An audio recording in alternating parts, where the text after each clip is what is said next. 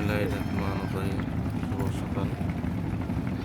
আমরা আসছি একটা নদীর, এই নামটা হয়েছে জাদুঘাটা নদী।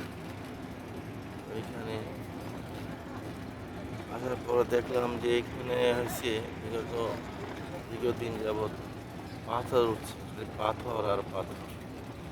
এই যে ছোট ছোট নৌকাগুলা আর লোকজনে এইখান থেকে ডুবাইয়া এর মাধ্যমে চাকরির মাধ্যমে এই ট্রলারগুলো লোড দিতেছে পাথর উঠে, ম্যানুয়ালি সিস্টেম।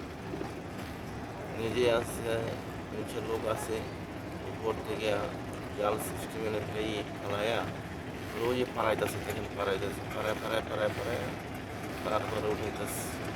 উঠাইয়া ওই যে ট্রলারটা ভরে দিছে, ওই ট্রলারটা এখন চলে যাবে, আবার ওই আরেকটা লোড দিতেছে। এইভাবেই এখান থেকে পাথর সংগ্রহ করা হয়।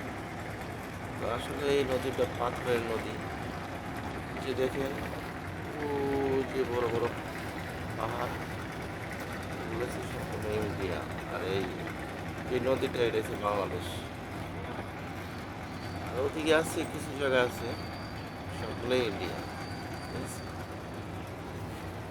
খুব ব্যস্ত একটা নদী, ব্যবসার কেন্দ্র।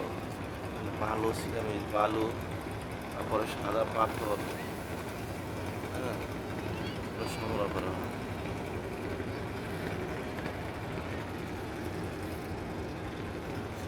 সুন্দর লাগতেছে।